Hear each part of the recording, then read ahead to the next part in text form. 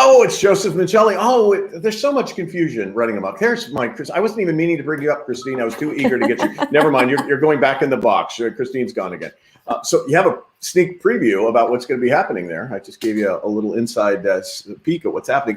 So here's where I am. We've been so reliable. We're like, you could set your clock by us on Thursdays at 12:30 Eastern. And then I've been just so busy. It's been hit and miss. And we've been really grateful for those guests that we just absolutely positively had to have on, and they were so kind to stay with us through this time. So I'm grateful for them, and I'm grateful for you for joining us again today. Wherever you're joining us from, just let me know. I'm always eager to hear what part of the world you're in, what sector you're in, what you're hoping to look for from a leadership perspective or CX perspective. My guest today is, oh my goodness, cool.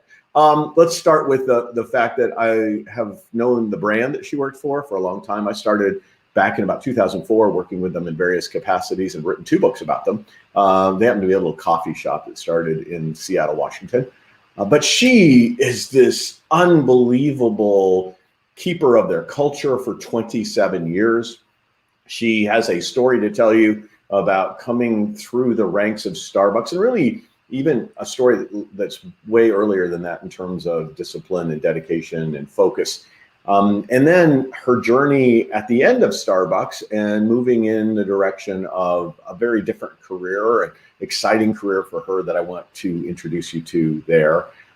She's written a book that talks about moving from barista to boardroom at Starbucks. And so I now can officially click my button. It's the rust is showing here. I can click my button and there is Christine McHugh.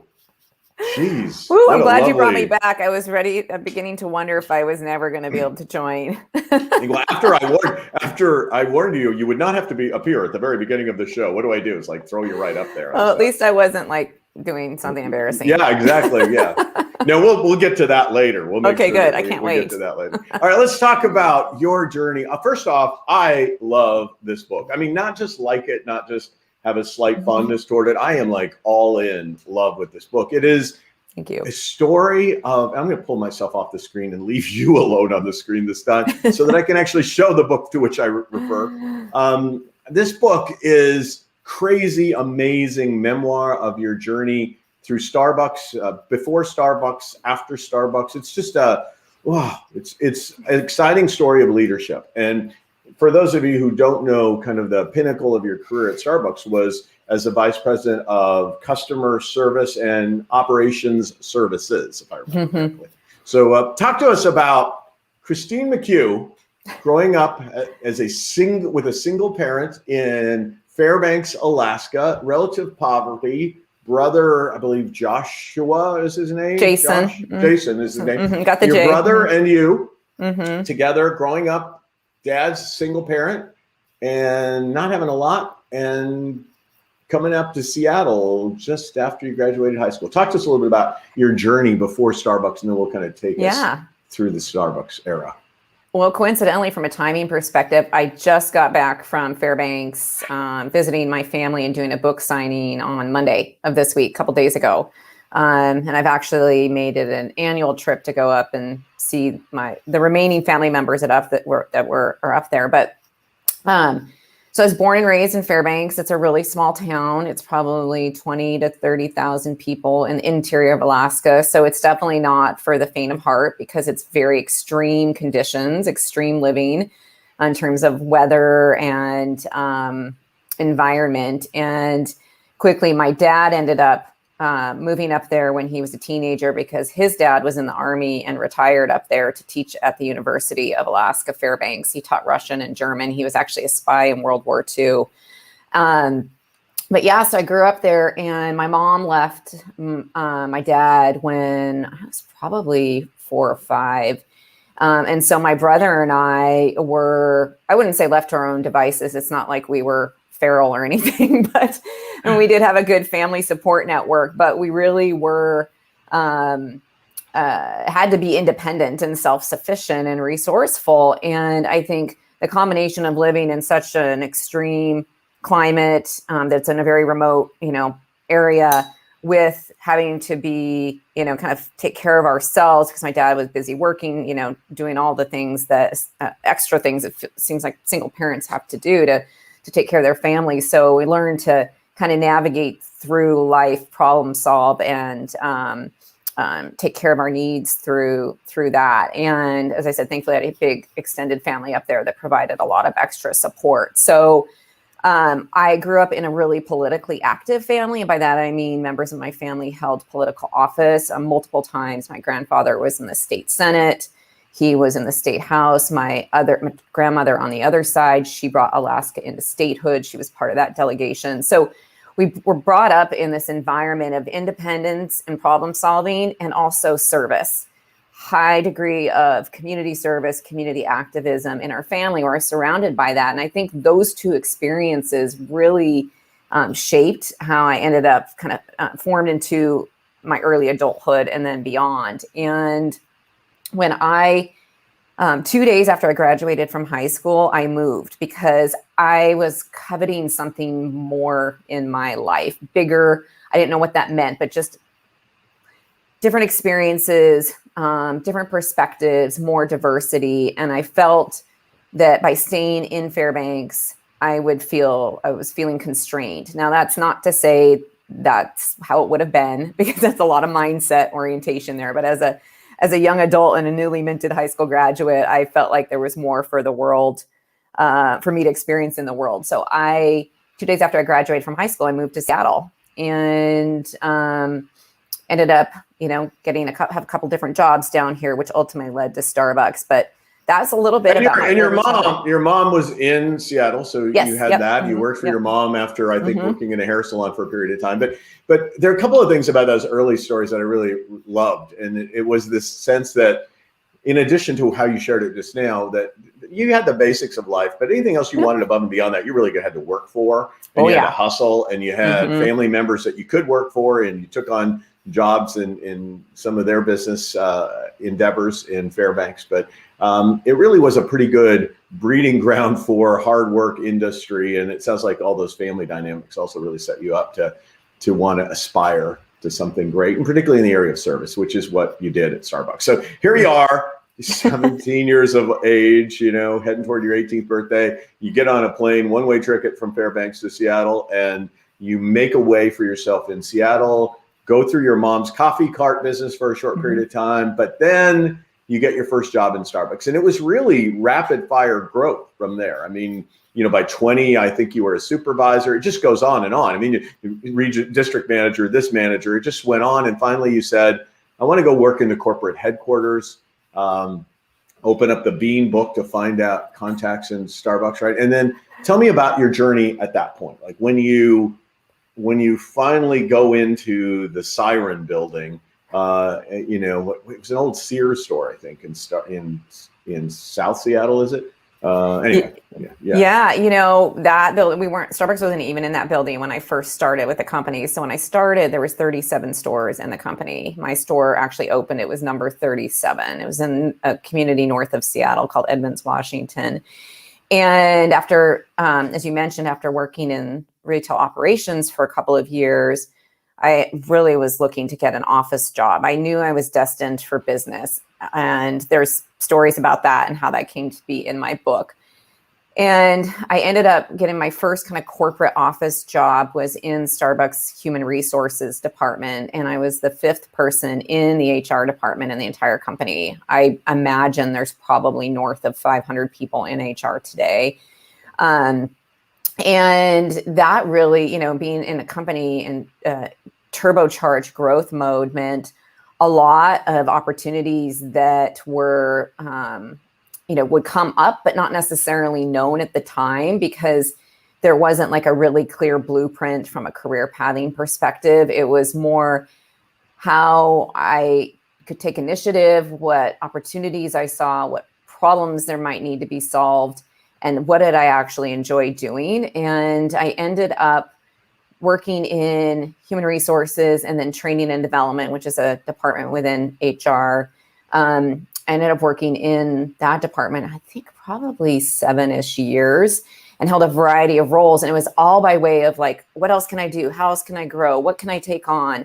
What things need, support? Where are there gaps? And I really enjoyed, particularly the training aspect of my job, because it gave me a chance to connect with people one-on-one as they were coming new into the company. From there, I went into the sales division. So I went from a corporate staff position where I had a desk in an office to working out of my car in a territory that started out with downtown Seattle, and over the course of another 7 years expanded to west of the Mississippi River. And that happened a lot of the same way, of taking initiative, finding problems to solve, working hard, being open and flexible, and ended up making a transition back into training after that. And I did that for a while longer before I ended up going into operations, which is where I spent the last 7 years of my career at Starbucks. So I can go into any of those. I'm sure you have other questions, but that's kind of how it happened. I'm going to pause right there for a second. First off, I want to appeal to those of you who are watching right now. If you have any questions, I mean, many of us have worked in customer service or customer experience in a variety of different size organizations, but imagine working in one that was when you originally started, 37 stores large, now working as a customer in charge of customer service for a brand as magnificent as Starbucks. And so those of you who are out there with questions about how do you leverage change in customer experience or customer service, if you're in the contact center space, dealing with customer complaints, any of those things, let us know. Again, this started as a barista. I mean, I think this is important because when you got into your first job at Starbucks, across all that jumping up and moving and bouncing over to the corporate side, your early days were working with customers. And I love some of the stories you had about these customers and how they brought joy to your life. And a lot of the things that happen in leadership where you can affect joyful experiences for customers from a leader's perspective. So I welcome your comments and questions about that. Let me kind of pull back a little bit. And I'd like to go to mostly the time, I guess I'll leave it at this. Let me open it broader. What are you most proud of during that 27-year tenure in terms of the accomplishments? And there were many that you cite in your book.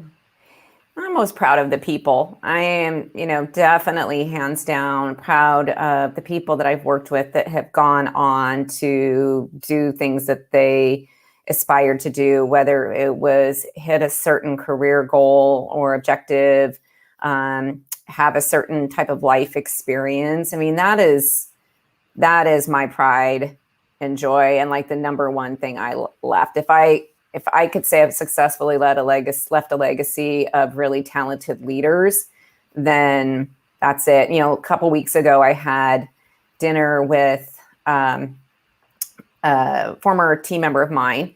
He moved to Seattle when I was vice president. He moved to Seattle for a time-limited, a very short-term assignment to be my assistant. He was a store manager in Indianapolis. And he took a big risk. He moved across country for a part-time job or a temporary job because he wanted to grow his career.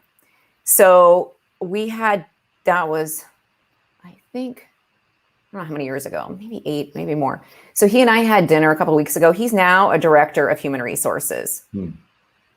Like, that is what I'm most proud of. Lots of projects, sure, but that's what I'm most proud of. And he's crushing it. So this now I'm going to have to jump way ahead because of that answer. Like, I wasn't ready for that answer. I thought it was going to be some project-specific answer, but I should have known better, I guess. Well, then you must have been so sorely disappointed because, the book starts at the ending. It's kind of at least the ending of your career at Starbucks. It was not a pretty ending, right? This was one of those times where you had been on sabbatical. I think probably the second time, I think you'd said that you'd taken some extended leave, and supported by the company, and you came back and things were different. But this was radically different on the heels of the sabbatical. Can you talk a little bit about that transition? And the purpose of telling this is not to air dirty laundry or to, create a narrative that's disparaging about Starbucks, but it's really, I think, a incredibly illustrative tale of what it means to be a leader and what it means to give grace in the way you leave and give grace in helping people move on to better opportunities for themselves. Can you talk a little bit about how somebody whose pride is around taking care of people ends up at a very different kind of juncture at the end of her career at Starbucks? Yeah, I mean, definitely. And if it makes sense or opportunistic, I'd love to talk a little bit about what I've learned and kind of my latest passion about the value of time off for people with, so we can come back to that. But so I was on a company approved sabbatical for 6 months. And while I was gone, and this is not uncommon in a fast growing, fast changing organization, it had happened before, where the departments were reorganized and my job wasn't eliminated, but I wasn't attached to, when I came back, I wasn't attached to any function or department. It was more like, we have a spot for you. Now you need to figure out what you want to do, and we need to figure out what we want to do with you, which was a little disheartening in and of itself because I'd had such a strong track record. And I was one of those employees, as I've been told, that was a high or solid performer.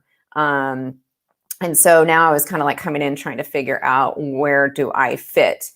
And I spent some time when I got back, doing the road show in the organization to see where I might land, even though, one hand, I'm really grateful I had a job, I was getting a salary, I had benefits. But the other hand, I was feeling not super valued because of this, and that there wasn't I didn't feel like I'd been advocated for in terms of how I might be able to contribute in the organization, at least as it related to this reorg. So, so a lot was put on my own shoulders to figure out what I want to do and where I think I could add value in the organization, which is somebody who's used to, like, in the grind, driving, charging, delivering results, leading teams, felt a little unfulfilled by that charge. So ultimately, I ended up not finding the right match for me in the organization. And I had been in conversations with an outside organization regarding opportunity there, which really was appealing to my values, my strengths, my curiosities, my talents, my passions. And so I ended up deciding to leave the company. And all along the way, I felt like my boss at the time at Starbucks when I was leaving just really didn't have as much interest in helping me kind of figure out where I'm going to land, or really where I could contribute in the organization. So I wasn't getting that reinforcement of, like, we want you, we need you, this is where I see you. It was more like, you go figure it out, come back to me when you have. And I didn't set right because it didn't feel like a partnership. It didn't feel like I was, even though I was an executive, yes, I'm supposed to carve out things, but when you're trying to craft a role for yourself in an organization that's meaningful and do it on your own, it kind of feels like a wasted effort. What's that? You're on mute. I was trying to be so quiet that I quieted myself to the nth degree. One of the things that really struck me in that whole period was that Starbucks invested quite a bit before the sabbatical in providing you with a mentor, a coach that helped you uncover what was your skills, your passions, how could you create the greatest value for the organization. So we give them credit for supporting that kind of an effort, yes, which then created this great level of insight. And then you go on sabbatical and you come back, and then we have to take away a lot of that credit, because now that you know what you are and what you want, and you've been there for a long time and earned your stripes, you would have thought, right, that they would have found a way to position you in the organization that was a match between your talents, your interests, and their needs. But not doing so. I mean, the position that was crafted for you upon return, your department had been kind of eviscerated. People had been pulled apart from a department that was fully responsible for customer service, and then that was distributed across the organization. And I think you say it really eloquently, they were hoping that they would broaden the ownership of customer service beyond a departmental level. But you also suggested that was probably not going to work if they didn't have a passionate leader in the helm. And I just think there's so much in that. Like, there's a million lessons to be learned when you read that passage in Christine's book about how to use talent, develop talent, position talent. And there's a ton of stuff in there about how do you run an organization around customer service. So I've just blithered on. You go either direction on that. You want to talk about talent development, not finding a position after they invested in you, or do you want to talk about distributing the role of customer service, or both? I think, I think back to kind of one of the root causes to, yes, there was this incredible investment that was made in me. And I am so grateful for that because it's helped me even today in my own business. And I've been gone there from there 4.5 years because I know what my strengths are. I know what my sweet spot is.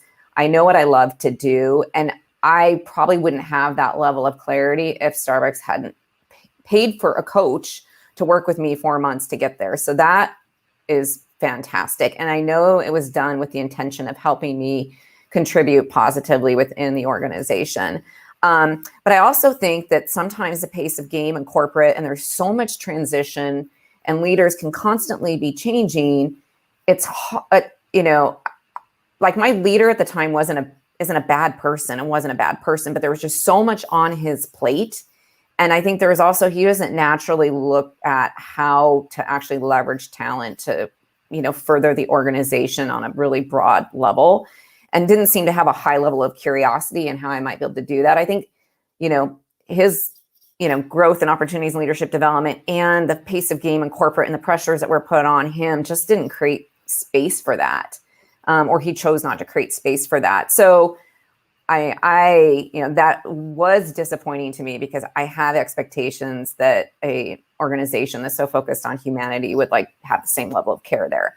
But you had an expectation that a company that was really focused on customer service would talk about people as opposed to repeat visits, or there was a ton of things that we get disillusioned in corporate life over time. And I actually think some of it is that the youthful, entrepreneurial, purposeful spirit of organizations sometimes gets creeped out by, margin and stockholders and just a lot of other factors. But organizations don't intend to become evil, right? Or lose some of their beauty. They just kind of wither a bit. Well, and it's just, you can get, it's the grind, right? And I say that is that, there's this constant quest to grow an organization, usually so you can serve more people, right? And, have a bigger impact on your communities. But sometimes, if you can get so much into that cycle that you might lose sight of the things that are really, the most important or the things that you want to hold on to that got you to where you are. Because I do recognize as organizations grow, you do need to let go of the things that may no longer serve you and may not help you get to where you want to go. But it all comes down to, what are your values? What are your values as a leader? What are your values as an organization? How are you making decisions that ladder up to those values and trying to be consistent to that amid the grind, the demand? I mean, look at what businesses had to face last year with COVID, right? Wow. I mean, so many businesses went out of business. Obviously, revenues tanked, people were laid off. I mean, so much happened last year. Companies were just wanting to survive. When you have really clear values that are established and you're making decisions that ladder up to those values, you're going to be in a much better position for that. So yes, you can wither away and you can lose sight, but you need strong leaders to say, remember who we are, right? Remember what we stand for. Here's what's important to us. Here's how we want to treat each other, our customers, our people, and is constantly relentless with that. And when I was the head of customer service, which you talked a little bit about, I loved that job. That was I had some pretty cool projects and opportunities, and I did talk about some of them on my book, not all of them. But the head of customer service was by far my most favorite job in the entire 27 years that I had there, because I just believe so much in what it means to create an awesome experience for customers, and how do you make it easy for the staff to deliver that experience, or how do you make it hard for them? And I got to, as a VP of customer service, I got to talk to customers on a daily basis. I loved that. It was so much fun. But that was my job at that time was to be that person that was just nagging everybody. Let's not forget about how this impacts the customer experience. How do we make it easier? How do we delight them? How do we make it easier for the partners to serve the customer? And so, but organizations need to have those people and be open to those voices of constant, like I said, nagging. I don't know a better word. So I got writer's cramp just jotting down notes from your book. So, I don't know if I can even use my hands effectively, but one of the ones that I did write down that you mentioned, and I think was a pretty driving force in the way you managed all kinds of decisions in the context of Starbucks. And something that I think continued to give you inspiration even as you were leaving Starbucks was this phrase of live your values, speak your truth. And I think that was a big part of it. And your truth was advocating on behalf of customers. I remember, in the book you mentioned at one point just dealing with an irate customer because of the mismanagement of the service dog, at no fault of the barista, as I think you position it, and just how you were able to be present with that person, take ownership of what was wrong, and be able to reassure them that you were going to take steps that were going to make this better, not only for her, but for others who found themselves in a similar position. And just the joy that paragraph read for me is why I do what I do for a living. Like that, what you did in that paragraph is the essence of why people like me exist. And so I think your truth has always been that, right? I mean, to advocate on behalf of people and to tell their stories to inspire others. Yeah. I mean, I mentioned, I don't know if I put this in my book or not, I can't remember, but when I first became the VP of customer service, I, like a lot of executives and a lot of people and organizations, especially in corporate America, you can have a lot of meetings. Your day can be full from meeting to meeting to meeting. And not long after I became the VP of customer service, I recognized I needed to build in some more spontaneity in my day. If that makes sense, spontaneity, planning for the unplanned, because escalations from customers where, problem resolution wasn't satisfactory to them at whatever other channel it came in from, it came to my desk. And usually they're the more egregious situations. They could have had legal implications. They could have, health and safety implications. They could have had, or just like, somebody was so angry and so unhappy. So I ended up building, 2 half-hour blocks into my day, just in case I needed to, for the unplanned, in case something came up. And that was really important part of my work and an important part of me feeling like I'm serving the organization, is taking care of those customers where, like, what else is the head of customer service supposed to do, right? Yes, you're supposed to manage your call center metrics, make sure your staffing levels are up, put together programs for service, create service visions, create training, get the rest of the organization like agitated to like be around customer. But like ultimately, it's like if any single customer was unsatisfied with their experience, I felt personally responsible for it. Really. It's interesting.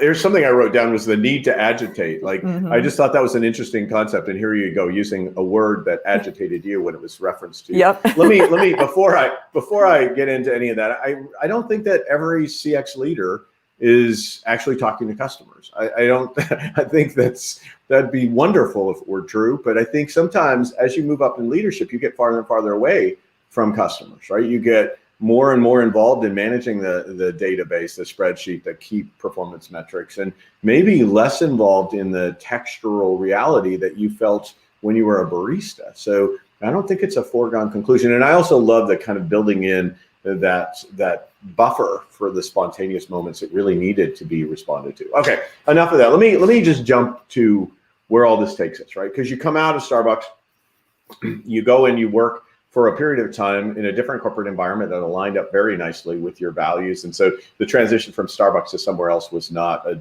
deep, dark hole. It was a very joyful one for you, with lots of sadness anytime you leave 27 years. The real tragedy was that on your last day, the leader that lacked the insights into kind of helping you evolve also lacked the insight to remember it was your last day or something thereabouts. And so that was a little anticlimactic and tragic. But beyond that moment, you really did jump into something that was beautiful and wonderful. And then from there, have even maybe moved to even a more beautiful, wonderful place, which is a consulting world, which is a world where you take all of that learning, that drive, that passion that made you who you are, that made you move from 17-year-old in Fairbanks to a vice president of customer service at Starbucks.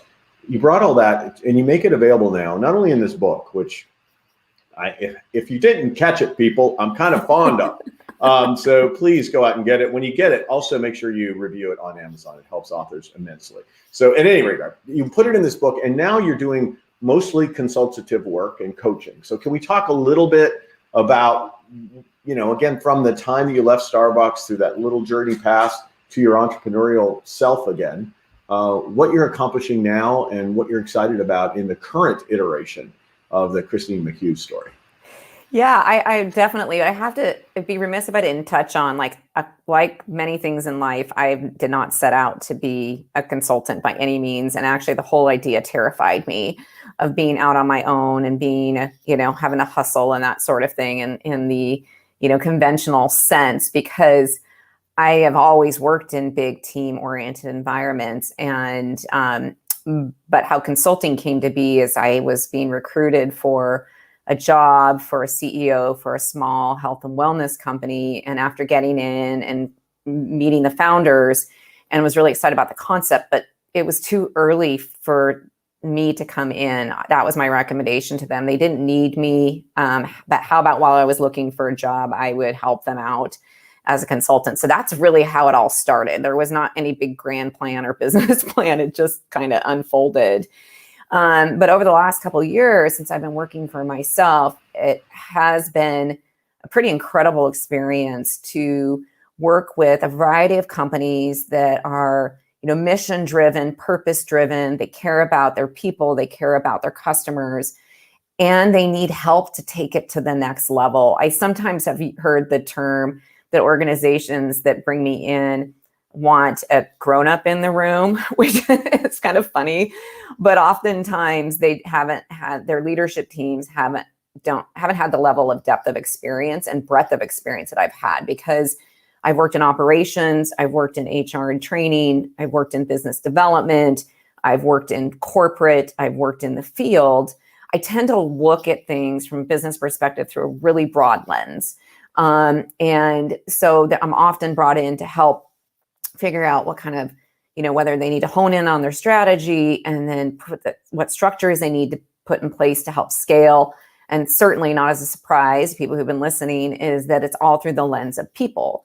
So are there talent practices? Is there cultural practices? How does they continue to, keep the things that have made them special and unique as an organization and put those on a runway for growth? And doing so, working really closely with the top leaders in the organization or the founders or CEOs on how are they evolving their leadership style and approach in this organization? What are the things that got them here, again, like organization they want to hold on to, but what are the things that they need to continue to invest in themselves in so that they can take the organization to the next place? So I've been doing it for a couple of years now, and I've worked with, really small, like couple people businesses to, businesses with, over 500, 1,000 employees.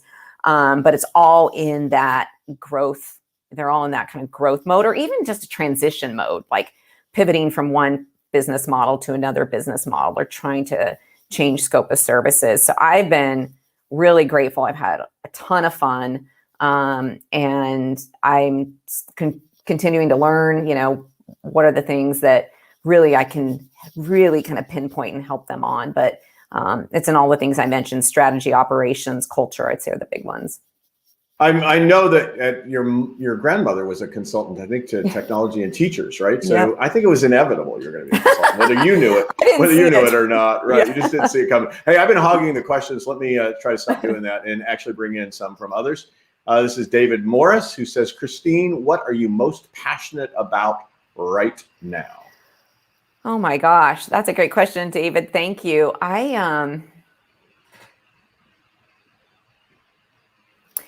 It's not something I've done a lot of public advocacy for, or what's what I'm looking for, activism for right now. But I'm really passionate about mental health and mental well-being. And I actually recently joined a board of directors for Washington State Behavioral Health Providers. It's a nonprofit. And I just, certainly there's family history there for me that I'm close to, that, and my own experiences that have made this a passion of mine. But seeing COVID and or experiencing COVID, I should say seen. It's not like I watched it from the outside, but experiencing COVID and seeing the impact COVID had on other people, like how important mental and behavioral health is, as equally as is physical wellness, which I love. And I'm really passionate about that too. I'm an endurance athlete and I've got some big goals of my own the rest of this summer and fall. But I think this emerging passion that I'm starting to uncover is around this mental health, mental wellness, and how important that is, and how it needs to be destigmatized as something that is, if we can care for people in this way, then they can thrive. So that's a passion. I know I've got a lot of others. I already mentioned my passion for athletics and endurance sports. I won't make you just ad-lib your passions, have to reveal all of your passions all at one time. You got to hold some of them back. Yeah, obviously there's a passion, I think, for sharing this story on behalf of your journey. And I think it's as much a story about how to navigate a major corporate behemoth, and really as kind of a small company that turns into a major behemoth. There's that. But there's a lot about growth, development, humanity, being able to deliver experiences that take into consideration the breadth of human experience. And I mean, it's just it's inspiring, it's practical, you get inside of your journey and you get very pulled into the notion that any of us can make a bigger difference in the world if we commit ourselves to that pursuit. And I think that's what I came away from the book with. And I'm eager to share it with my kids, and that's a big testament, right? Because one of whom actually worked for Starbucks at one point in time. But suffice it to say, it's the kind of thing you want to give to people who are trying to navigate professional development and have an impact. What was your ultimate intention of the book? Because that's what I took away from it as a reader. That was my ultimate intention. I mean, I really had two simple goals with the book. One was to learn how to write. I had no writing experience, and I might as well, if I'm gonna learn how to write, I might as well go big, write a book.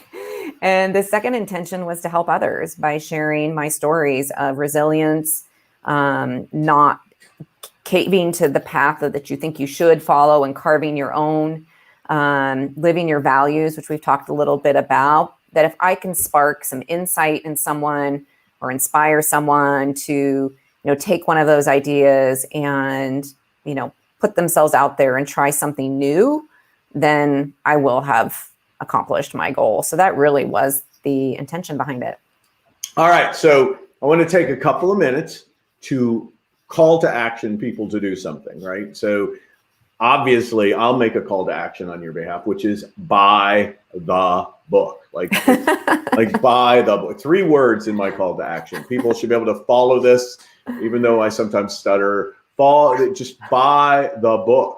And then obviously the continuation of that for authors is review the book. Like it or don't like it, that's your business, but please take the time to review the book. I can't imagine anything but positive reviews. I think that's all there is on there right now. So kind of speaks to the path that you'll likely have at the end of it.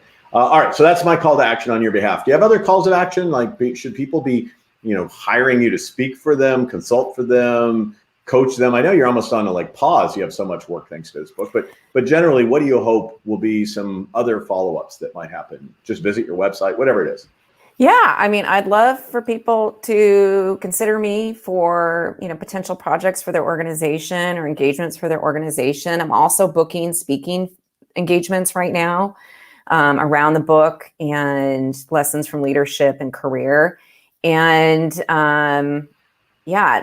feel free to LinkedIn me. I'm really open to having connections. I'm really get a lot out of knowing other people. And seeing what they're up to. So I'd say call to action is, in addition to checking out my services and seeing if I might be somebody that can add value to organization and,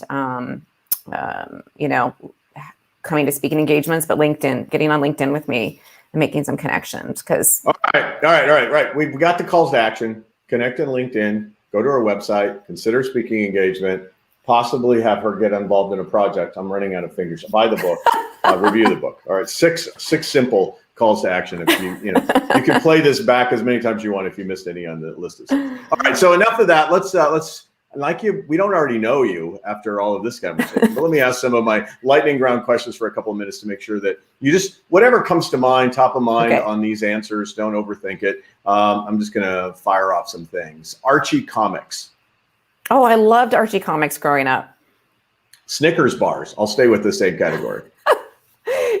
I love Snickers bars today, especially if I'm on a big ski day, downhill skiing. All right, I gather that from the book. French press Starbucks Cafe Verona. What I'm drinking this morning. There you go. It's like it's a thing. All right, Nick. Oh, my son, my pride and joy. He's heading off to college next month. I cry at least once a week at dinner. Oh, yeah. It's like there were times back in adolescence. There were moments in adolescence you were dreaming of this day. Remember that? It couldn't happen fast enough. But yeah, now it's like, please don't go. When my son went to college, it was that like all of the Toy Story movies like aligned with my son's evolution, and that was Toy Story 54, whatever it was, and it was where he goes off to college, right? And I'm like in this. I take my son to college. We're watching this Toy Story movie together, and I'm crying. Like, that would be me. What is wrong with me? All right, let's keep going. A couple others here. Let's add to the Nick collection with Tate. Oh, my biggest supporter and cheerleader, hands down. All right, and then I guess I'll take it. You mentioned it just in passing, but let's talk about running because that came out of nowhere, and I think Nick is responsible. Yeah, my first 5K was chasing my son, Nick, when he was probably 9 or 10. But now I've completed almost 25 half marathons, 4 full marathons. And over the last year, I've turned into a cyclist. I've got 2 100-mile rides scheduled for the month of August. Awesome. All right. So I put your book back up there. Everybody look at the book, From Barista to Boardroom. All right. I'll take the book off so I can say a fond farewell to you in great gratitude. Thanks for taking the time. I know we talked kind of when you were preparing to get this book on the road, and it was great getting to know you a bit then, and it's been even more pleasure getting to know you through the book. And then for you to take the time today, please go out and get From Barista to Boardroom. Reach out to Christine. We've been putting her website across the bottom banner throughout, so please check that out as well. And thank you again for making the world a better place all those years, and particularly when you're ahead of customer service at Starbucks. That's kind of the stuff that I was so excited to see what you did. Well, thank you so much for having me today. And also thank you with gratitude for getting through the book publishing process, giving me some advice on how to get started. You were so open and available. And I just love that you embody that service-oriented attitude and mantra and everything that you do. And it was great being here today. So I'm hoping people got a little nugget out of this. And thanks for your support, Joseph. I appreciate it.